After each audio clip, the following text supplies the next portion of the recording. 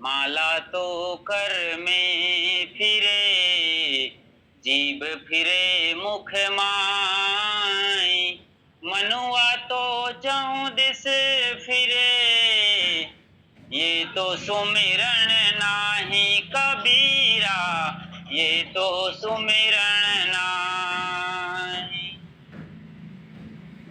तो आप सब दीक्षा लेने जा रहे हैं, यानी दीक्षित होने जा रहे हैं, दक्षता हासिल करने जा रहे हैं। कबीर पंथ में आना खाला का घर नहीं, आते हैं कोई सूरमा जिन्हें जमाने का डर नहीं।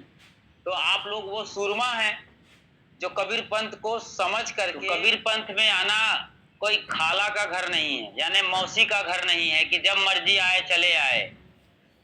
मौसी का घर मतलब माँ की बहन के घर, चाहे आप जब चले जाओ, चाहे आप जब आ जाओ, इतना आसान नहीं है।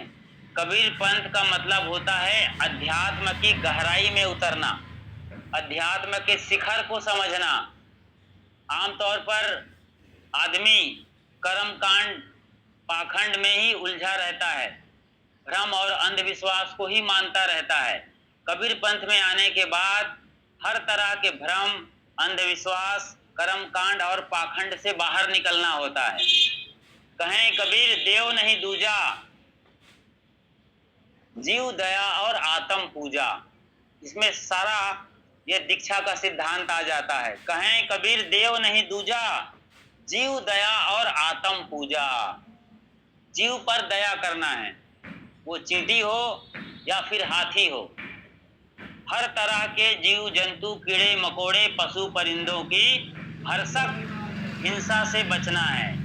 जैसे माँ लिपाई करती है पोतना लेकर के, पोता लेकर के, तो या फिर पोछा लगा रही है, तो कोई चींटी आए, कीड़ा आए तो बचाना है आपको कि मरने ना पाए, वो निकल जाए, फिर पोछा मारी। आप भी चल रहे हैं तो चप्पल से या किसी तरीके से जीव की हानि ना हो, इसका ख्याल रखें। यहाँ तक कि नहाते वक्त भी चींटी निकल रही है तो निकल जाने दो, ऐसा नहीं कि जोर से पानी डाल के सबको नाली में बहा दें। बड़ी बारीक समझ है। भरसक हिंसा से बचना है, हिंसा तो करना ही नहीं है। बकरा, मुर्गी, भेड़, गाय और जो जितने लोग मांस मछली खा रहे हैं, अंडा, ये तो आपको खाने के बारे में सोचना तक नहीं है। कोई खाता रहा होगा कभी जिंदगी में, या अभी भी कोई खाता होगा, तो आज के बाद बिल्कुल छोड़ देना है। ये बहुत बड़ा पाप है, इसका खामियाजा भुगतना जन्मों जन्मों तक चलता रहेगा। तो जीव दया और आत्म पूजा, इसके पहली लाइन है कहें कबीर देव नहीं दूजा। कोई देव गोसैया आसमान में नहीं है, कोई मंदिर मस्जिद चर्च गिरजाघर में नहीं है, किसी पहाड़ में, नदी में, समंदर में कहीं कोई ऐसा भगवान नहीं है जो आपको सही कर्म करने का प्रेरणा देता हो। मंदिर का भगवान भी हालता न डोलता है, जड़ मूर्ति है, आदमी के द्वारा बनाया हुआ है, आदमी ने ही बनाया है, प्राण प्रतिष्ठा किया है, और आदमी है उससे नाक रगड़कर भोग और मोक्ष मांगता है। कितना मतलब ये बच्चों वाली समझ है। बच्चे भी इनसे समझदार होते हैं, जो बचपन में चूल्हा चौका बनाते हैं, भरपेट सब्जी पूरी खीर खाते हैं और लात मार के चूल्हा और पूरी खीर को फेंक करके माँ के पास जाके कहते हैं मम्मी मम्मी भूख लगी है। ये सारे जो सिद्धांत हैं ये बच्चों का है। बच्चों जैसे समझ आनी चाहिए, फिर धीरे से छोड़ देना चाहिए कर्म कांड पाखंड भ्रम अंधविश्वास, और अपने भीतर आत्मा, जीव दया और आत्म पूजा। आत्म मतलब मैं जैसी चेतना का हूँ, मेरा जैसा शरीर है वैसे सभी शरीरों में वो परमात्मा भगवान निवास करता है। इसलिए मुझे किसी भी तरीके से दूसरे का दिल दुखे ऐसी बात नहीं बोलना है, ऐसा व्यवहार नहीं करना है कि किसी का मन खट्टा हो जाए, किसी को भयंकर बुरा लग जाए। तो अपने तन मन वचन से पवित्र कर्म करना है। ईर्षा, क्रोध, मान, छल, ये मन के दोष हैं। ईर्षा, क्रोध, मान और छल। ईर्षा नहीं करना है, जलनखोरी। क्रोध अपने आप को नष्ट करने का पहला और आखिरी सूत्र है, गलती किसी और की है और खुद की खोपड़ी पर उठा के पत्थर मारना। क्रोध नहीं करना। मान मर्यादा के चक्कर में अपनी शांति भंग नहीं करना और छल प्रपंच नहीं करना। किसी चीज को हथियाने पाने के लिए झूठ मूठ का छल प्रपंच करना, ये बहुत बड़ा धोखा है अपने साथ, आत्मवंचना कहा गया है।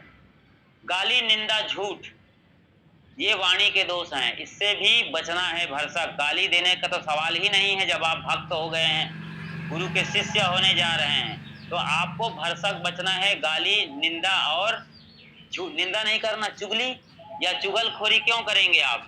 चुगली नहीं करना है। तो आज के बाद चुगलखोरी और हर तरह के झूठ क्यों बोलेंगे? कबीर साहब सत्य बोलने के लिए कहते हैं, सत्य कबीर सत्य है वक्ता, तन मन भजे रहूं मोरे भक्ता। फिर आप झूठ कैसे बोल लेंगे? झूठ बोलकर खुद को धोखा देना होता है। तो झूठ का राज कभी खुलेगा कल नहीं परसों, तो फिर कितनी बड़ी बेइज्जती होगी और घर वाले ही आपसे किनारा कर लेंगे। तो ये 10 दोष हैं। तो कहीं मंदिर जाइए, कभी पूजा हो रही है, कोई बुलाया है, भागवत कथा भी कोई बुला रहा है, प्रेम से सुन लीजिए, अच्छी बात लगे ले लीजिए। रामायण महाभारत में भी कभी कोई बहुत जिद करता है आपका प्रेमी, चले जाइए, लेकिन सार सार को गही रहे थोथा दे उड़ाए। प्रसाद तो तभी खाइए जब प्रसाद इस तरीके से पवित्र भावना के साथ, स्वच्छता और निर्मलता के साथ बनाया गया हो। पवित्र लोग नहा धो करके, साफ सुथरा अमनिया करके, धो करके, पोंछ करके, हर तरह से उसको निर्मल करके बनाया गया हो, और बनाने वाले का भाव भी साफ और सुंदर निर्मल हो। तो भोजन प्रसाद लेना, थोड़ा सा ले लेना या फल ले लेना कोई बुरा नहीं है।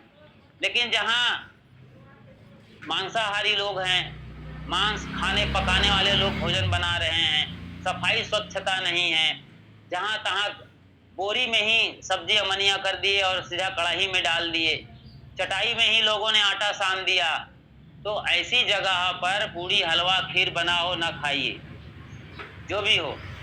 तो बड़ी निर्मलता और पवित्रता का ये मार्ग है कबीर साहब का सिद्धांत।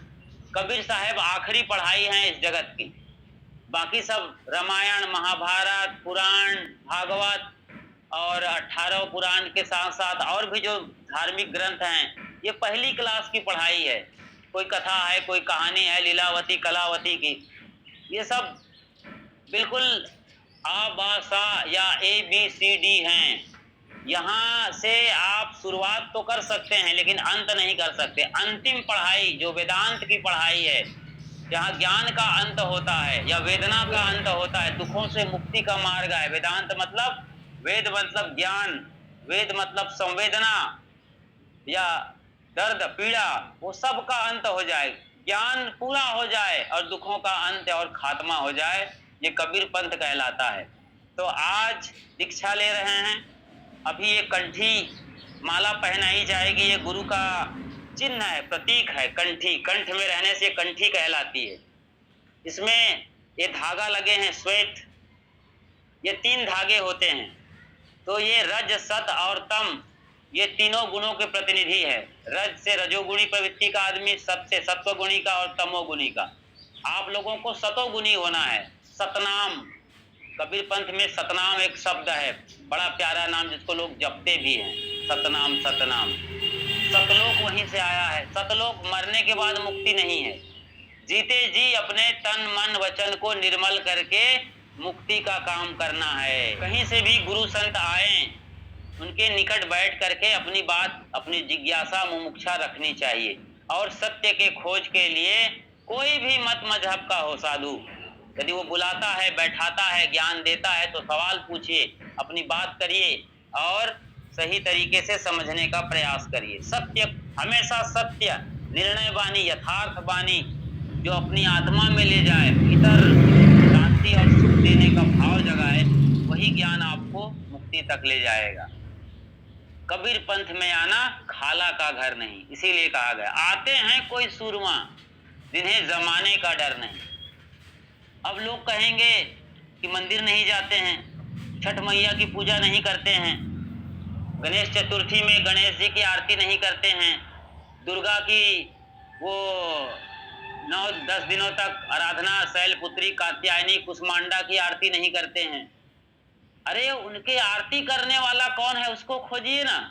कौन है जो गणेश को पूज करके सुख और शांति चाह रहा है? वो गणेश से भी बड़ा है। देवताओं को खोज करने वाला देवता से भी बड़ा है। कौन है वो खोज कर रहा है? खुद से पूछो आप। कौन सुख और शांति चाहता है? ऐसे जब सवाल करेंगे, जब चेतना जगेगी, तो आपको निर्भ्रांत बोध होगा। और जिन्हें निर्भ्रांत बोध हो जाता है कि कोई इस धरती और आसमान को नहीं चला रहा है, ब्रह्मांड को कोई नहीं चला रहा है, ये अनादि अनंत काल से, अनादि से, मतलब सदा काल से सत्य सनातन धर्म यही है कि प्राकृतिक व्यवस्था है। इसे विश्व का कारण कार्य का नियम कहा जाता है। विश्व का नियम है। नियम सबसे बड़ा ईश्वर है। कोई ईश्वर नहीं है। आदमी ने इतनी समझ थी, छोटी समझ, तो व्यक्ति ईश्वर बना दिया। ईसाइयों के अपने उनके ईश्वर हैं, मुसलमानों के अपने खुदा हैं, और हिंदुओं के अपने भगवान और ईश्वर हैं। जो जैसा देखा वैसा बनाया है। ईश्वर एक होगा कि 33 कोटि होगा? एक ही होगा। खुदा भी वही होगा, ब्रह्मा भी वही होगा, आदम भी वही होगा, हवा भी वही होगा, यहोवा भी वही होगा, यहुन्ना भी वही होगा। लेकिन इन लोगों ने यहाँ अनगिनत भगवानों को खड़े कर दिए हैं और अपने अपने अहंकार की पूजा कर रहे हैं, अपने अहंकार के झंडा ऊंचा किए हुए हैं। तो आज के बाद खान पान, रहन सहन, बोली भाषा, उठना बैठना सब सही होना चाहिए। ऐसा नहीं है कि कहीं पान ठेला में बैठ गए और उलझ गए राजनीति की बात करते करते, या कहीं दावत मिल गई तो एक तरफ मांस पक रहा है, एक तरफ सब्जी भाजी है, सादा शाकाहार। तो ऐसा जगह में नहीं जाना है। मांस भी नहीं खाना है, वहाँ शाकाहार भी ग्रहण नहीं कर रहा, क्योंकि वही सब बनाने वाले गड्ढमड कर दिए हैं कई दफा। फिजूल का बकवाद नहीं करना है। अच्छे प्रेमी जिज्ञासु मिले तो उनका शंका सुनिए, समाधान करिए, या खुद शंका करके अपना समाधान लीजिए। पान, तंबाकू, गुड़ाखू, सिगरेट, नशा के जो भी पदार्थ हैं बिल्कुल परित्याग होना चाहिए। खाते हो? कुछ नहीं, आप लोग बड़े सौभाग्यशाली हैं।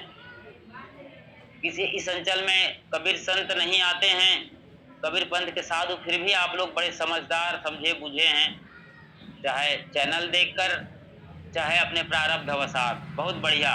तो इस तरीके से ये दीक्षा के पूर्व भूमिका हुई। मैंने बताया दक्षता हासिल करना दीक्षा कहलाती है। मतलब परिपक्व होना, एक्सपर्ट हो गए आप अपने जीवन के, पूरी जीवन शैली बदल जाएगी आपकी। सब बता दिया, 10 दोषों का त्याग और बाकी सारी चीजें। और किसी को कुछ पूछने का मन कर रहा है? पूछो। कुछ लगा इतना सुनने के बाद तो आप पूछ सकते हैं, या पूरा हुआ?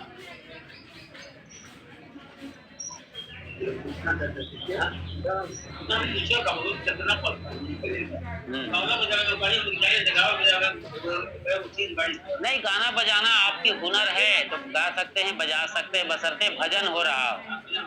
कोई ऐसे आल्हा उदल में मत तनिया के बजाना पड़े और खड़े होके बाजा बजा रहे हो, गिर पड़ो तो दांत टूट जाए, तो ऐसा काम नहीं करना है। टांग तोड़ वाला काम, गिरने पड़ने वाला, मारने पीटने वाला, जोश जवानी, या देवी जागरण में चले गए और वो देवी कोई जाग गई, किसी का बाल बिखरा के जब कूदने लगी या बुआने लगी, पता चला कि खोपड़ियां फोड़ते बाहर निकल गई है। तो ऐसा काम मत करना कि अपना भला ना हो, समाज का भला हो काम करिए। ऐसे लोग बहुत आएंगे उल्टे सीधे कहने वाले। बहुत लोग सवाल करेंगे कि आप गांव के आदमी हो, ये बहुत बड़े बिजनेसमैन हैं, आप कोई ठेकेदार हो, कोई सम्मानित आदमी हो, सब कहेंगे कि हमारे यहाँ आओ, मुर्गी भले मत खाओ लेकिन हमारे ये देवी पूजा में जरूर शामिल हो। चले जाना 10-5 मिनट, क्या फर्क पड़ता है, गांव के लोग हैं। 5 मिनट बैठ के राम राम करके, मेरा मतलब है अच्छी सी वार्ता करके चले आए। तो ऐसा भाव, सद्भाव बनाए रखना है, जहाँ तक हो सके अपने को बचाए रखना है। और इस तरीके से आप कबीर पंथ में दीक्षित होते हैं, तभी आप सूरमा कहलाते हैं। असत्य को आपको समझ करके सत्य में स्थापित होना है। असत्य अपने आप पराजित हो जाएगा, ऐसे ही झूठ पराजित हो जाएगा। ऐसे ही जो भी इस जगत में नकलीपन है, आडंबर है, पाखंड है, कर्मकांड, भ्रम, अंधविश्वास। अंधविश्वास का मतलब ये होता है कोई देव गोसैया है, कहीं भूत प्रेत है, जिंद मसान चुड़ैल टोनही, ये ऐसा कुछ भी नहीं होता है। आप हो शरीर के रूप में, आपके भीतर भगवान बैठा है, उसे आत्मा कहते हैं। वही समझदार हो जाता है, ज्ञानी तो उसे परमात्मा कहते हैं। और जिसको परम ज्ञान हो गया वो शमशान घाट में भी रात में बैठा रहेगा। हम लोग कितनी बार आए गए गुजरे, कुछ भी नहीं हुआ है।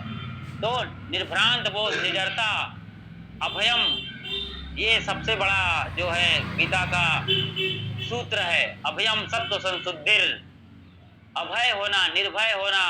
कृष्ण ने भी अर्जुन को यही उपदेश दिया था।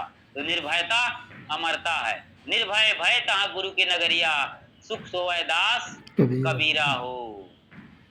आइए अब बारी बारी से कंठी दीक्षा में ये जो विधि विधान है माला ग्रहण करने का, ये गुरु की पहचान या चिन्ह। बाबा इधर आइए, उकड़ू बैठिए। उकड़ू बैठने आता है बाबा कि अकड़ कर बैठते हैं?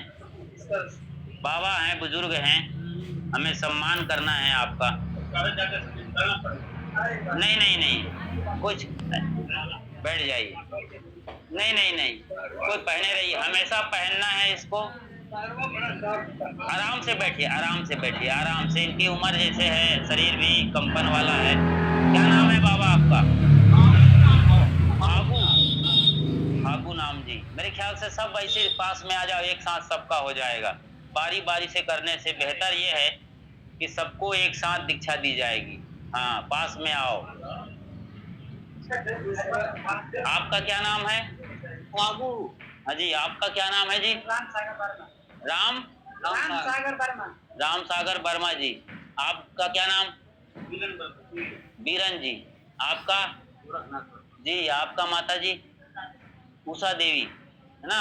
उषा तो भाई सूरज की पहली किरण का नाम है, जगाने वाली है। गोरखनाथ भी गड़बड़ करे तो ठीक कर दिया करो। हाँ, लगाती है ना? ये हुई ना, लगाती है कि जगाती है जी? अच्छा, जगाती है। ठीक ठीक ठीक ठीक ठीक। हाँ, तो अब अच्छे से सुनना। अब मंत्र सुना रहे हैं, मंत्रों को अच्छे से सुनना है आपको। साहब लोग भजन गाएंगे। बोलिए सदगुरु देव की। गुरु दरियाव सदा जल निर्मल, गुरु दरियाव सदा जल निर्मल, बैठत उपजत ज्ञाना, जाके दूर मति भागी, गुरु दरिया में नहाना, जाके दूर मति भागी। कोटिन तीरथ गुरु जी के चरणन, कोटिन तीरथ गुरु जी के चरण, श्री मुख आप बखाना, हो जाके दूर मति भागी। श्री मुख आप बखाना, हो जाके दूर मति भागी। गुरु दरिया में नहाना, हो जाके दूर मति भागी। पलटू दास दरियाव नावे, पलटू दास दरियाव नावे, अजर अमर पद पाना, हो जाके दूर मति भागी। अजर अमर पद पाना, हो जाके दूर मति भागी। गुरु दरिया में नहाना, हो जाके दूर मति भागी। गुरु दरिया में नहाना, हो जाके दूर मति भागी। बोलिए सदगुरुदेव की जय। नहीं बस तो हो गया।